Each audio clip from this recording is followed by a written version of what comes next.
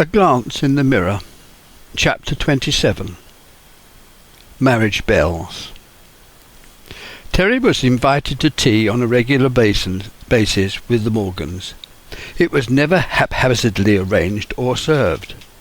There it was, on a beautifully ironed white tablecloth, with attendant serviettes enclosed in a silver ring, all perfectly arranged. Small homemade iced cakes, tarts and flapjacks, and a bought-in almond cake, the usual fare. Rita at one end of the table serving cups of tea, and facing her Harry, who kept up a lively banter. He relished fruit loaves, which was a particular favourite of Terry's. It was in this fashion that Terry was introduced into another world of studied calm and delight. It made him feel wanted and cared for, setting up within him a determination to emulate this form of living in his own home. In the evenings Terry would stand by Rita as she played the piano, turning and sorting the next piece of music. Being raised on Sullivan's music and other turn-of-the-century pieces, they got on famously. He knew his father played well, but Rita was far more accomplished, for she gave greater feeling to her interpretations. Sally played the piano too, but disliked playing in front of anybody, not receiving the same pleasure from the skill. Rita enjoyed his company, and the sympathetic regard he had for her musical accomplishments and interest in the arts and crafts movement. She retained a certain amount of romantic longing for another world of artistic achievement, imagined in her daydreams, a bohemian lifestyle of dance and discourse. She often spoke about past loves and losses with regret. In later life she took up the cello, achieving it sufficiently high enough standard to be a member of the Wembley Orchestra. Her involvement with a local string quartet and recorder group gave her a busy out-of-home life which complemented her later schoolwork. Priory Gardens is a road of semi-detached houses which runs up from Harrow Road, close to the bottom of Harrow on the Hill. They were houses built about the same time as those in Cumberland Road, but to a higher standard, being on a larger plot of land. The windows were latticed, set in bay windows in the front. The garden neat but unremarkable, with a small number of fruit trees at the bottom of the garden. The French doors looked out on the back garden, the lawn and the grass, mowed by Harry, a task he never looked forward to, gladly turning it over to Terry. Sally's brother Roger went to St. Paul's School. He had been a chorister at King's College, Cambridge, winning a scholarship, singing under Boyd Orr. Rita had decided to have him educated away from home. Roger remained in a boarding environment throughout his whole education. Rita believed this would make him more independent from the family. He was, and remained, a convivial, hail-fellow, well-met individual. His smile was inviting and genuine. He always had time to talk, and had a generous personality. Roger could always be relied on. His keenness to please sometimes got in the way of positive action. He proved to be a good friend, and later my best man. Sally had attended Haberdasher's Ask Girls' School, and because of her inclination to make each subject a challenge, kept in the top of the class position for most subjects. Her best subjects were literature, English, Latin and modern languages. Sports of all type were perfect for her, longing to win at every occasion, playing for the school's first team. Sally had strong views which she declared forcefully, and was out to succeed, especially at games. She was also very upset when her mother compared her with a near neighbour, Jennifer, pointing out how helpful and considerate she was to her mother. Sally believed her mother never gave her full credit for anything. Many Saturdays Terry took Sally to lacrosse matches at Gunnersbury Park, she sitting on the back of his trusty AJS. The evenings were spent occupying the back seats of the local picture house. During the week they usually went for walks. Come the summer, they arranged to spend a week at Warner's holiday camp on the Isle of Wight. Before they set off, Sally's father made him promise to look after her, which he said he would. Terry found this loving gesture most kind and thoughtful, and just typical of the man. The holiday proved a great success, having any stress removed by a compatible companionship. They were going to share the future together, no hurry to prove their love for each other. Time would do that. It was a glorious summer holiday, with not a spot of rain in sight. Their walks together along the beach, exploring the countryside, taking the bus further into the heart of the island, were unforgettable. It was on their return that Terry asked her father, when they were alone together, if he would agree to them getting married. He said that they had his blessing. Terry could see that he was pleased that it had been asked him. They had announced their engagement, and Sally's father put a notice in the Times. The date for the wedding was set for the following year, and had chosen in March to take account of the new tax year. Terry was 22 and Sally 25. They were both excited by the thought of being together as they started to plan the coming year. First, though, Terry had to attend a Royal Marine camp in Malta to serve a fortnight's Z-Class reserve training.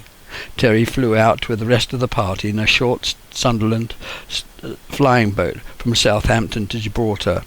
They trained hard, beaching and kedging off, circling the island many times, perfecting their skills. Sally sent him an email every day. The rest of the squad looked at him with envious eyes as they were delivered. Sally had started to knit a brown background Fair Isle jumper with an extremely complicated pattern. This took all of Sally's patience and spare time, night after night, knitting away, trying to keep an even tension on the different coloured wools, so that the pattern didn't have one strand that pulled. It was a feat of dedication when finished. The Morgans did not have a television set, nor did they own a car. Rita practiced the piano and cello most evenings in the dining room or bedroom to prepare herself for the forthcoming concert. Harry continued reading, filling in his crosswords whilst attending monthly round table and Rotary evenings. They both decided that they wouldn't buy a television until Harry retired.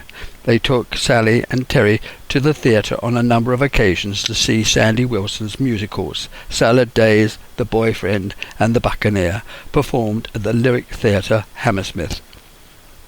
At this time Sally was working part-time at a local greengrocer's, earning sufficient money to pay her way through a secretarial course for typing, and at the Pitman College.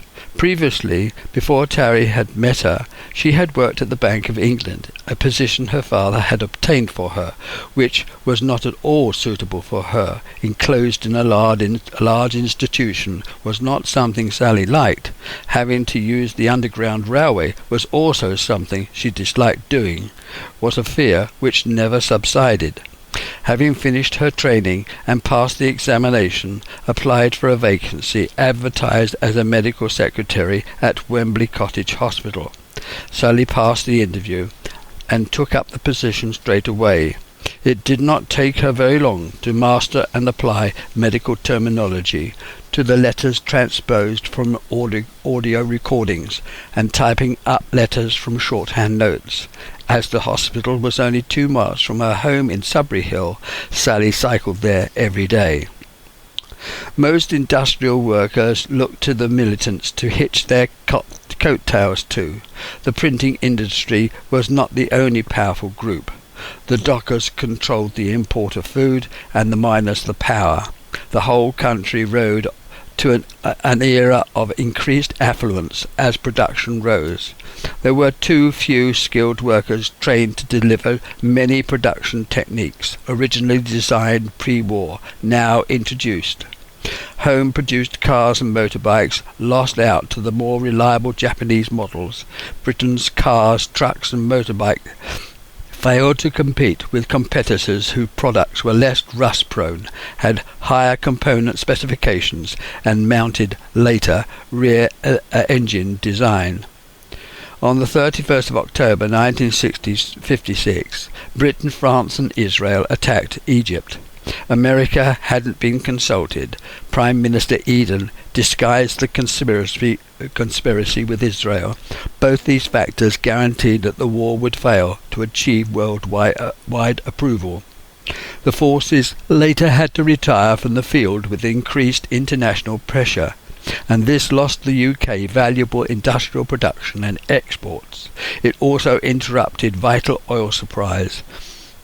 All these taken together created a run on sterling and caused a loss of credibility and prestige. Macmillan had the job of putting a brake on rising prices and maintaining the value of the pound. That year there was a destructive printing strike which went on for weeks and caused much bitterness and strife. Its net result made a number of firms move out from London and caused others to close down. The industrial strife caused the artist department to be disbanded. Chroma Works eventually shut down and moved to Nottingham. Prefabricated house building during the war to house bombed-out survivors were ready-made, easily erected single-floor bungalows, very much like a large caravan. Tower blocks were now being replacing these iconic utilitarian homes. City and town bombed-out areas were completely changed from their original Victorian buildings by new slab-sided, easily constructed office blocks, concrete-framed picture windows, stairs and landings, steel tubings that replaced brick, individual window panes, stained glass, wrought iron railings and moulded brickwork, an anathema. It was the turn of minimalism, easy fix and pre-construction. It was thought by consultant architects that what people wanted was high-rise blocks to house the maximum number of families so that more space around would compensate for the lack of gardens. Every part of the country had their own soulless creations, the repeated sameness of not only the social outcome of disaffected youths with nothing to do but a soulless conformity, lacking in individualism, tore the soul out of many communities. The massive increase in industrial competition from the beaten Axis countries, helped by the Marshall Plan to ward off communism, started to prove too much for Britain's outdated, worn-out factories and machinery. It was very much easier to start up a modern system of production when starting from scratch rather than cobbling on to the latest innovation onto the old previous model.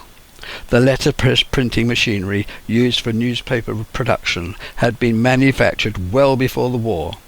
It was a job to keep the presses running. Foreign governments subsidized the building of modern factories which could undercut British prices.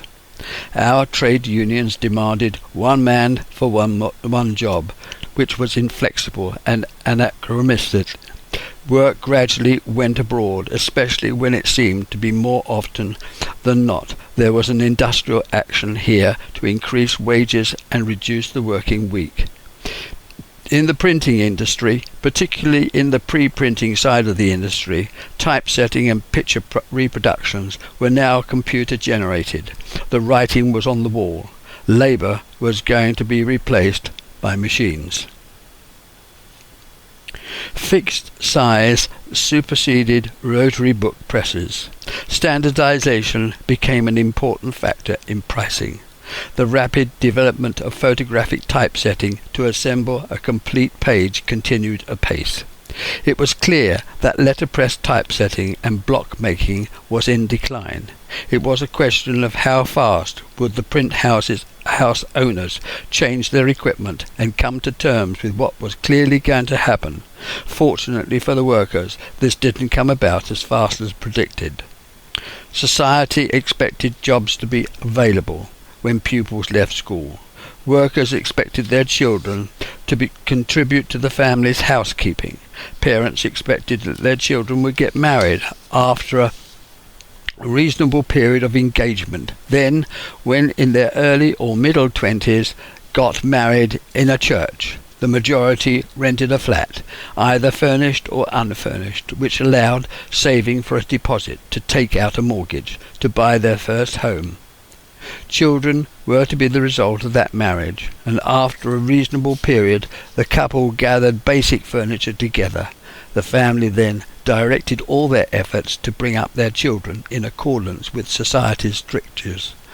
This based on the parents' preconceived social level and their education, job, environment and social standing. The lengthy printing strike, which created great bitterness between the management and workers, continued for some weeks. The works director of Cromer Works couldn't deal with Frank Clements, Slade and PW union representatives. He was a confirmed socialist, very interested in social reform. He wouldn't accept that the management couldn't increase the workers' wages. There was talk of a walkout, leading to strike action. Eventually, he was asked to step down as father of the chapel by the union head office for incitement, and as usual, the workers demanded through their representative was for a reduction in working hours, longer holidays and more money. Eventually the bosses concluded a deal, and we all went back to work. However, the eventual outcome was the closing down of the artist studio over a period of a year. One man retired, 2 men went as trainee retouchers to Sun Gravure, 2 men retained at Cromer Works as retouchers, and 2 went to Wood Rosler and Wilkes in Willesden. Shortly afterwards, Cromer Works closed down their Neasland factory and went to Nottingham, becoming part of the British Printing Corporation. This firm was also a general printers similar in size to Cromer Works, that was more welcoming, intended to retain their artist studio in the hope that they would pick up work from firms closing their studios. Sally and Terry had not discussed having children before they were married, not because it was embarrassing, just that it was denied time and importance.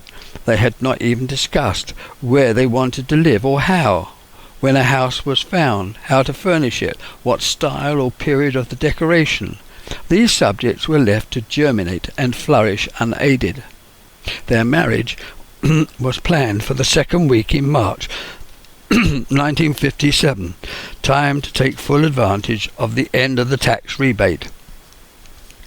This rather clinical regard for a tax rebate was worth planning for, and used by most couples thinking of getting married. The couple took us off to see the vicar of St Andrews, Sudbury, to inquire about what the marriage procedure and about when the banns were going to be read. They had very little money and had to save like mad, not only for the wedding and honeymoon, but also for the flat on Harrow Road. The wedding breakfast was to be at Priory Gardens. Terry's future in-laws offered a choice: a wedding with all the trimmings, or a simple event plus a cheque for £500. They were hard up and saving like mad, so took the kind offer with gratitude. For the occasion, Terry had had a new suit, and Sally had a fitted costume with an A-line light blue topcoat and hat, which she hated and soon discarded, never liking such accessories. Round her throat hung a single string of pearls, and pinned to her coat a posy. Sally hated dressing up, and never ever got used to doing so. Such formalities and rites were an anathema to her. She was all for sporting gear and casual clothes. She looked and felt very strange in such formal wear. Terry arrived at the church by bus from Harrow, being dropped off at the bottom of the road. He walked, having plenty of time, to the church, up the aisle, and stood before the altar. There he mused on his own. Was he doing the right thing? His doubts were soon overtaken by events as Roger, his best man, arrived, and soon the witnesses and well-wishers filed in, and their planned wedding service began. Sally drove to the church in a hire car and walked up the aisle with her father. It was a simple affair. No choir or bells, although there was an organist. The hymns they had both chosen, enthusiastically endorsed by Sally's parents, were sung with enthusiasm. It was a lovely, happy occasion, with the minimum of fuss and bother, just what they both wanted. After the ceremony, Sally and Terry waited in the wedding car for all the guests to make their own way back to Priory Gardens, which was only 5 minutes' walk away, and then drove up in the car. Harry and Rita had laid on a fine selection of ready-made sandwiches, cakes and biscuits. A fine toast by Sally's father preceded the champagne and cake cutting. From that moment on, Terry was to call them Mother and Father, Mum and Dad. They never asked him to do so, and Terry never embarrassed to use the familiar terms. It seemed quite natural, and he became part of their extended family. Their honeymoon had been booked to spend a week at Clifftop's Hotel in Shanklin, on the Isle of Wight. To get there they had to catch the ferry from Portsmouth, served by a train from London, and when they eventually arrived at Waterloo Station via the dreaded Underground, which Sally hated, they boarded the mainline train to Portsmouth, which would take them to the pierhead. There they caught the ferry to Ryde, where a hotel taxi would take them to the hotel, and if they were embarrassed, so too were the rest of the guests, who were also all on honeymoon. Their week was soon over. Everyone had read somewhere that honeymoons are not natural, easy affairs, and theirs was no different. They were in fact embarrassed, which was silly, because they had spent the previous summer together on holiday, sharing the same bed. Perhaps they should have talked the matter through, but they didn't, both being unsure and inexperienced. They were not the world's greatest lovers, and the run-up to the wedding and aftermath caused its own stresses. On their return, they went straight to a first-floor furnished flat in Harrow Road, the owners living upstairs. Their joint bank accounts showed the princely sum of £40 to last to their next payday. There was going to be a lot of hard work and overtime to get their accounts sufficiently in place for a house deposit.